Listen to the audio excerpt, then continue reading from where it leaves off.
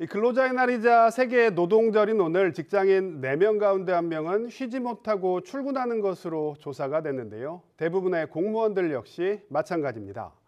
공무원에게는 근로기준법이 적용되지 않기 때문에 근로자의 날 휴가를 보장받지 못하고 있는 건데요. 이 때문에 공무원들의 노동기본권을 보장해달라는 목소리가 커지고 있습니다. 전국공무원노조 소방본부 김수룡 대변인과 관련 이야기 나눠보도록 하겠습니다. 대변인님 어서 오십시오. 네, 반갑습니다. 네, 시간 내주셔서 고맙습니다. 앞서 말씀드렸지만 근로자의 날이라고 해서 모든 노동자들이 쉬는 건 아닙니다. 특히 오늘 대다수의 공무원들은 출근을 해서 일을 하셔야 하는 상황인 거죠? 네, 공무원들은 오늘 평소랑 동일하게 모두 정상 근무를 했습니다. 네, 오늘 저도 출근할 때 아침 일찍 제가 집을 나설 때 보니까 거의 도로가 휴일 같더라고요. 네, 그렇죠. 근데 이런 상황에서 출근을 하시는 분들은 참 좀 억울하겠다 이런 생각도 좀 개인적으로는 좀 했는데 네, 공무원분들도 좀 그런 생각 많이 하실 것 같아요. 아무래도 쉬시는 분들이 부러운 건 당연한 거죠. 네. 공무원분들도 분명히 근로자 아닙니까? 그리고 근로자의 날은 법정 휴일인데 공무원들이 쉬지 못하는 이유 좀 설명해 주신다면요. 네, 이게 법이 다르기 때문인데요.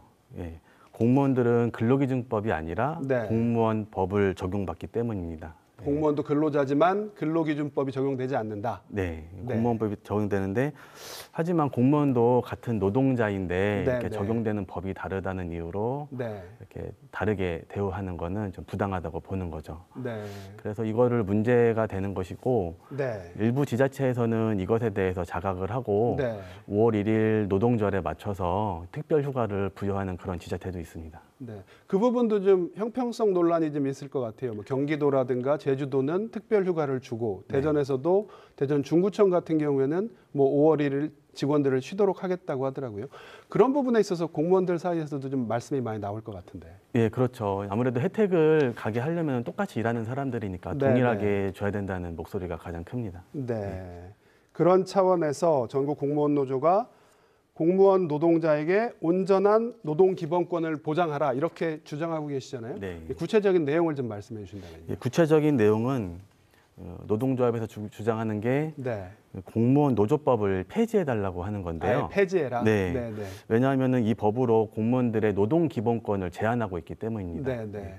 흔히들 공무원 하면은 노동 3권 중에서 단체 행동권이 일부 제한된다고 사람들이 많이 알고 계실 텐데 일반적으로 그렇게 알고 있죠. 하지만 실상은 이 법에 의해서 단결권이라든가 단체 교섭권 그리고 이제 노동 여기 단체 행동권까지 3가지가 모두 다 제한을 받고 있는 거죠. 그러니까 근로자에게 당연히 적용돼야 될 노동 3권을 모두 다 제약받는다. 네, 맞습니다. 이런 말씀입니다. 그렇기 때문에 그럼 근로기준법을 다른 일반적인 근로자와 마찬가지로요. 근로기준법을 적용해달라 이런 차라리 그게 낫다는 말씀입니다.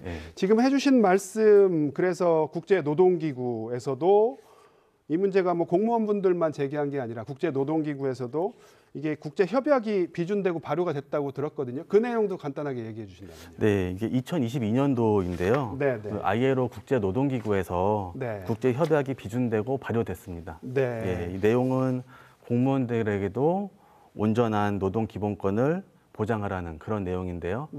그런데 아시다시피 국회 동의를 얻어서 이제 비준된 조약은 국내법과 동일한 효력을 가지고 있음에도 불구하고 정부는 이런 약속을 아직까지 지키지 않고 공무원들의 노동권을 계속 제한을 하고 있는 것이죠. 쉽게 말해서 어떤 글로벌 스탠다드에 우리가 따라가지 못하고 있다. 네, 맞습니다. 마지막으로 이 질문도 좀 여쭤보겠습니다.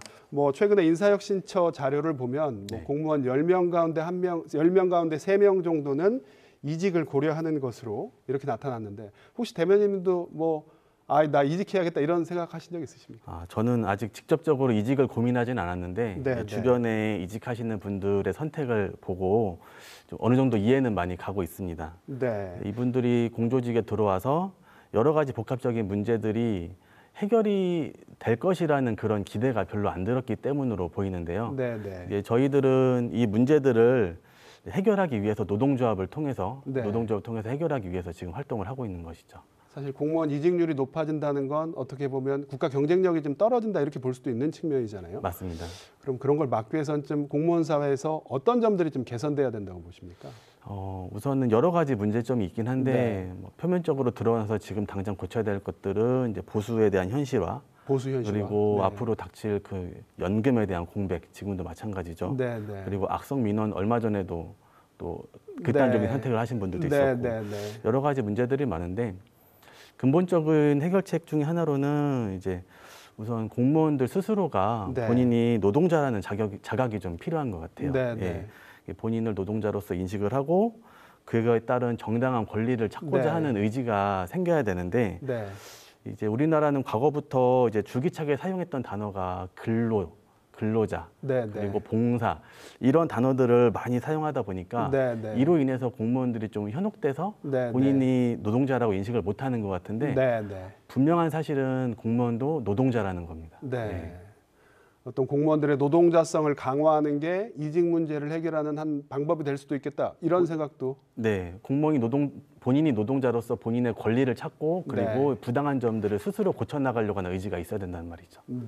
알겠습니다. 오늘 말씀 여기까지 듣겠습니다. 고맙습니다. 감사합니다.